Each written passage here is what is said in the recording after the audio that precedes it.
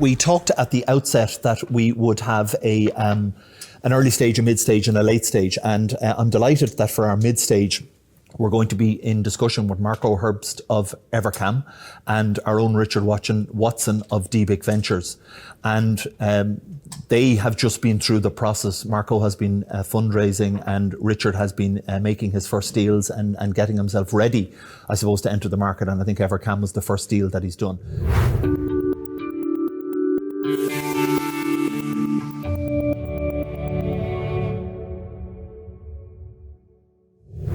What I'm going to do with Marco and Richard, I'm going to moderate a conversation which is around the mechanics of the deal, because I know to our audience that what we're interested in hearing about is how does one put together a seed round? What do you have to do? So look at it from Marco's perspective, how does he approach the investor? And then from Richard's perspective, how does he quantify that deal and how does he do his due diligence? So for about, the next 20 minutes, I'm going to get into the mechanics of the seed round, and hopefully with the two guys, they'll share that with us. So Richard, good morning, and thank you for joining us. And we should have Marco with us as well. Is Marco here with us today? Yes. Hey, Marco, good morning. And thank you so much for joining us. And as I said, we're going to get into the anatomy of the deal and the mechanics of the deal in as much detail as you guys would like to share or you feel comfortable with sharing. But it's a kind of an education process for the audience of putting that together. And maybe what I might just start, Marco, is you're building a fantastic business. I was looking at your website last night, 10 countries, 50 plus employees, 9 languages. You've just closed the seed round. Tell us about Evercam. What is it that you do and how did you come up with it? And tell us where you're at the moment. Great. Yeah, thanks, Connor. Nice to be here. Hi, Richard. Our business is cameras on construction sites. Our idea is relatively simple. If you can see what's going on the construction site and you've got better tools for communication, you're going to get better outcomes. And specifically what I mean by better outcomes is, as we all know, construction is complex. When things go wrong, it gets expensive. This means delays, disputes, waste. And that's what we're trying to tackle. So better construction outcomes using a camera, essentially to be able to see, in very simple practical terms, what's going on. And in recent years, with the development of AI, we're now also able to take a lot of structured data off the camera feed.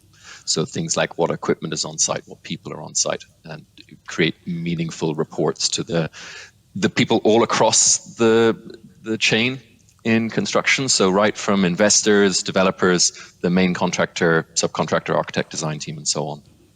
And it's got multiple uses. When I was looking at I saw you can do your time lapse, you can do your health and safety, you can do access egress, whatever. It has a multiple applications, I suppose, for on that one site. There is a lot of people working on a construction site. It's an orchestra.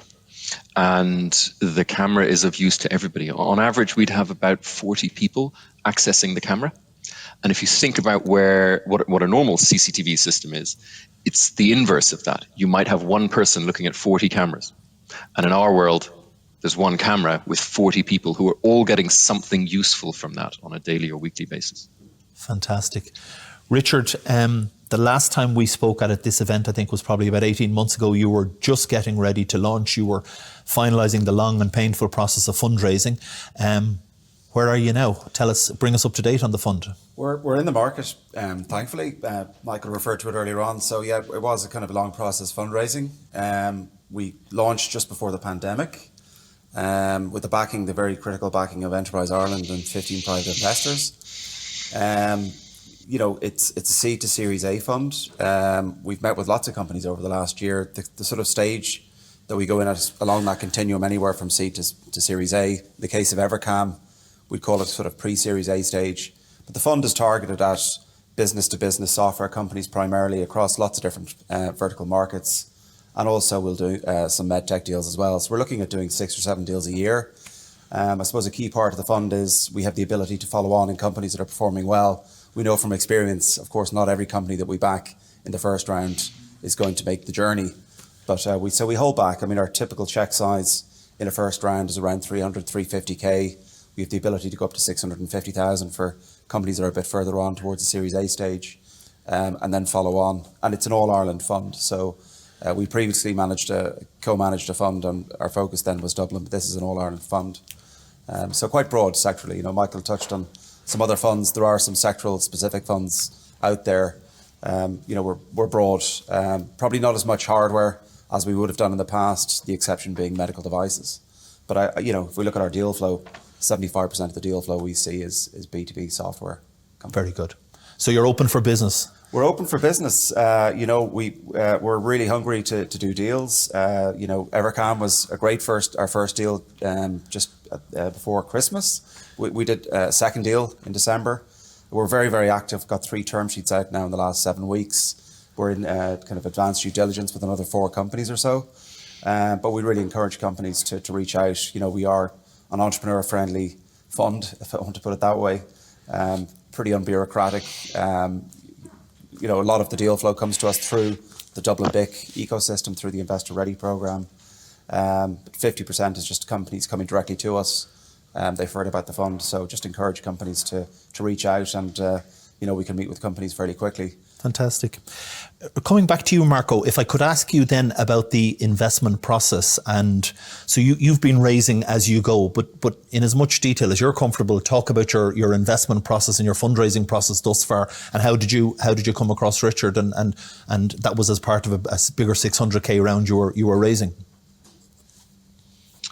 Yeah, so that would been sort of scrolling back to sort of August, September 2019, when we really got serious about setting out to do, at the time, Series A, 2 million euros is what we kind of put as our goal, and started reaching out to the various different funding sources that we thought would be relevant, across Europe, locally as well. It's relatively easy to get those first contacts.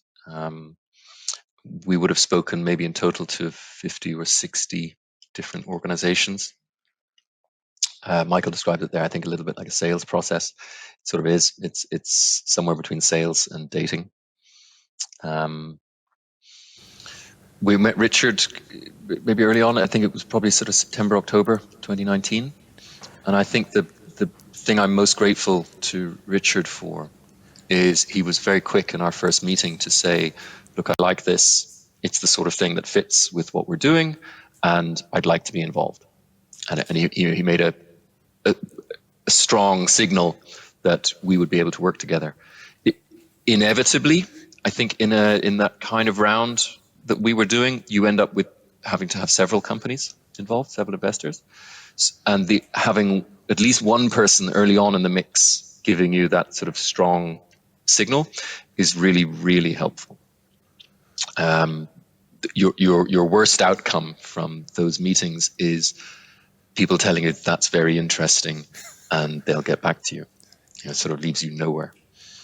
I think as it evolved, we were putting together a round. We were feeling pretty comfortable about what we were doing, and COVID came, which changed the landscape entirely. That was a terrifying time. If you think back to sort of this time last year, and nobody knew what was going on. Literally, construction was going to shut down. We had just it was scary for everybody. And again, Richard was consistent there. He stayed with us. He said, "Look, obviously things are changing here, but we're still in the mix." And again, I'd be very grateful for that. Our other investor who came along was Elkstone, who was mentioned earlier as well. And likewise, they just stayed with us. And what we did is, between the three of us, we made a deal that gave Evercam what it needed. And actually, the detail of what we did is we raised 600,000, but with Elkstone and Richard DBIC, and that allowed us to then go to the Davy Fund, which is an EIIS fund, later in the year, where we raised 2.5 million. So the end result for me, by the end of 2020, looking back, is we had actually raised 3 million, having set out to raise 2. So, a really good result, and had dealt with this turmoil of COVID in the middle. My statement there would be, Yeah, just explain to me then, Marco. So you did the combination of that seed round and the Davy fund, and presumably having the seed round under your belt gave enormous confidence then to the Davy group. We could not have done one without the other for a variety of reasons, both technical and I think also what you're saying there, that it was a statement of confidence. It improved our balance sheet. Yeah. Yeah. Richard, coming to you then, and so Marco said at one of the first meetings you indicated, I like this. Why? Yeah, I mean, I suppose, we do get a very good, initial impression of a company on a first meeting. Sometimes it takes several meetings to really get under the bonnet. I think what really struck us with Evercam was, Marco refers to Evercam as maybe the difficult second album. The great team first and foremost, and that was very apparent just from their track records. Previously founded jobs.ie. I think what really resonated with us was they really demonstrated resilience. We're not the first investor in Evercam. There were some privates that came in before us, but what we saw when we met the company was a product that was highly evolved, a very, very strong kind of high-performing team. Marco and Vinny, the co-founders, very complementary to one another, and we could see that they doing very, very well in the Irish market, and not only onboarding new customers but continuing to grow sales with existing customers. So that ability to upsell, and the product with rich features being developed that can be added on as additional modules. So a very, very attractive business model. And they'd moved into the UK market about a year and a half before we first engaged, and we could see how well that was working. Mainly the route to market in the UK was through channel partners, the likes of CCTV installation companies. So just really the team first and foremost, of course, that's always the most important thing. But just the traction they were getting, the rate of growth, the real focus that they had, that they have, but that they demonstrated when we first met them.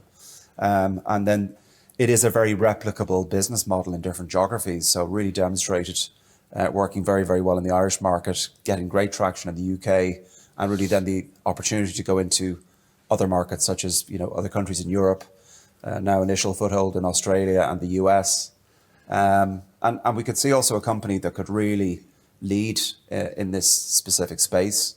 Construction is a sector that really hasn't been heavily disrupted by software. We all know about the AutoCADs, Autodesk, and so forth. So a lot of advancements, of course, in all the drawing technologies. But when it comes to actually looking at what's going on a construction site and the application of high resolution video and data analytics, a lot of companies talk about AI, machine learning. It's kind of become a bit of a buzzword, but these guys are really doing great stuff with machine learning, really intelligent analytics, being able to identify what's going on construction sites. Yeah. From, the movement of vehicles and materials coming in and out to other things, and the roadmap that they have. So from you, and then kind of thinking it's almost like that perfect storm. There was the combination of a great team.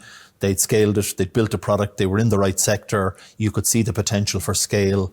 This kind of just all came together for you. And obviously you made that, not that it all came together, but very quickly you could say, actually, this is something that interests us. Yeah, I mean, sometimes it takes a couple of meetings to really get a feel for a company. As I said, you do get a good feel in a first meeting, but actually, this is one of the few companies we've met where on first meeting and really just looking under the bonnet, then after the meeting, we really like what we see here.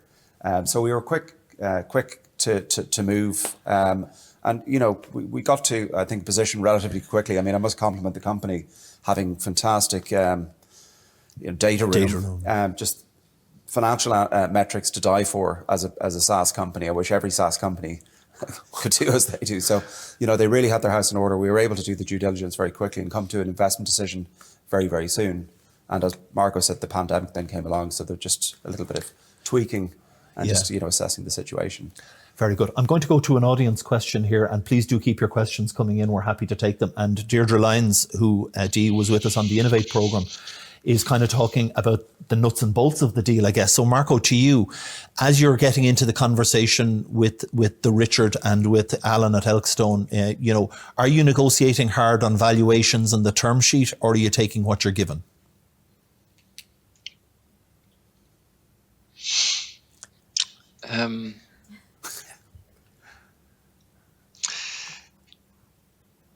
I would say it didn't feel like a very contentious part of the negotiation at all, the valuation side.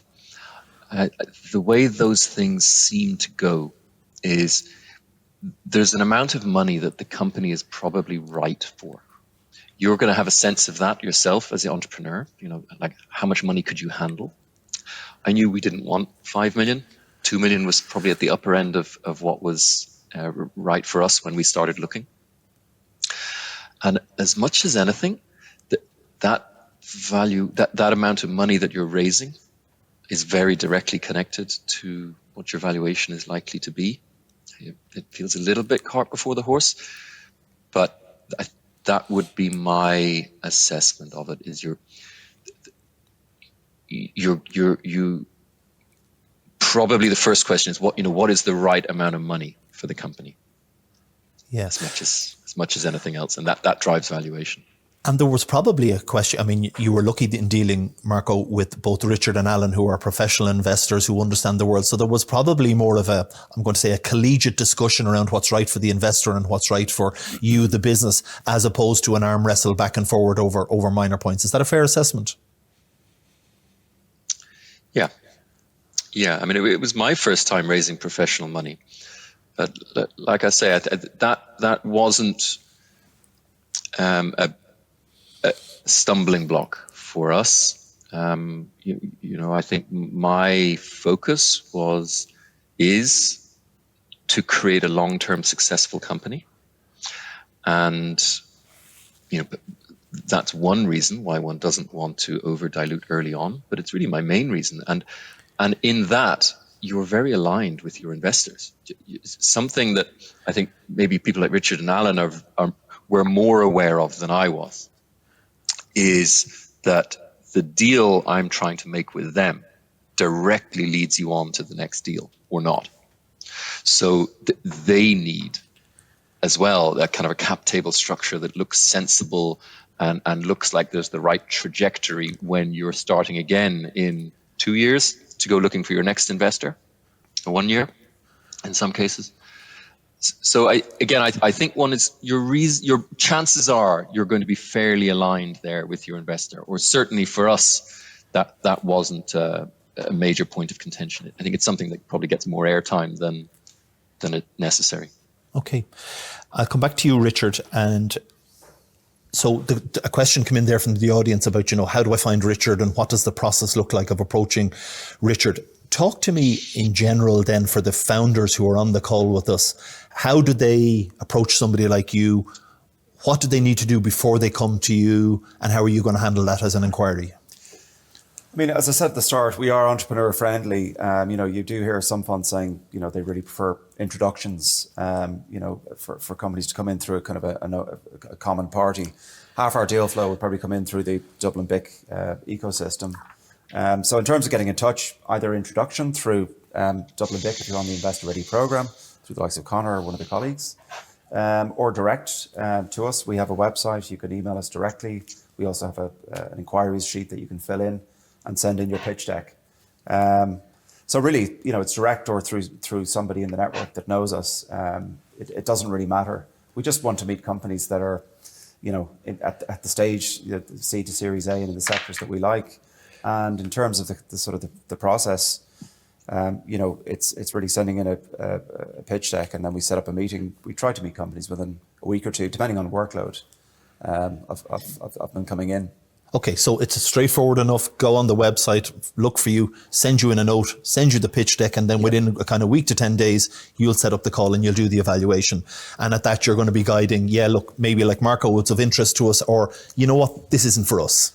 Correct. I mean, I suppose generally, our first, depending on what's going on, our first calls would be sort of 30 minutes, 45 minutes. And, we give the company a very good steer after the call. If the company's too early, a lot of companies that came to us over the last year were too early. We like to meet companies. If you're on the early side, it's okay to approach us. And, it often happens that you come to us and we say, look, we'd like to see you doing X, Y, and Z, perhaps in terms of traction, and then come back to us, when you've done that.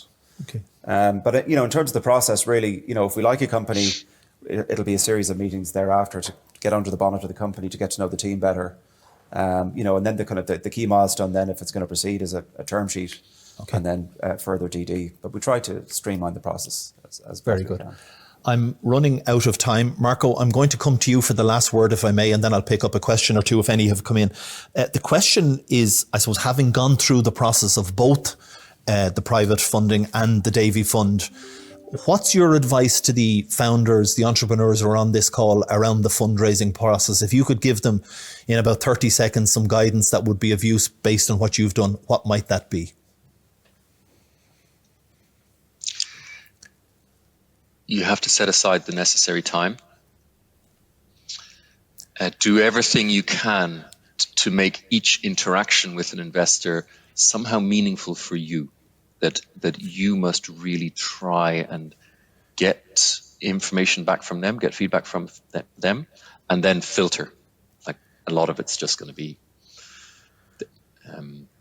irrelevant to you, but do try and get that feedback. I discovered late in the process that there was a heap of American and European specialist investors in the construction sector. And I felt very stupid that I didn't know that up front. I learned that too late. But also the American and the European ones are delighted to look at something that is specific to their sector anywhere. And then keep the faith. The last couple of interviews all mentioned the word resilience. It's tough. You keep going. Try and keep it the pace as well. You've got to move fast. Fantastic. Keep the faith. Lessons for all of us in that, I think, and that tenacity and perseverance. Can I say a big thank you, Marco, for giving up your time and coming and joining us this morning? We really appreciate it, and continued success to you and the team at Evercam, and to Richard, continued success to you with the fund. And I hope a lot of the people that we have on the call with us will come and find us. Do come and find Richard. He's open for business and he would love to chat with you. So Marco, Richard, thank you so much, and we'll catch up again soon. Thank you. See you.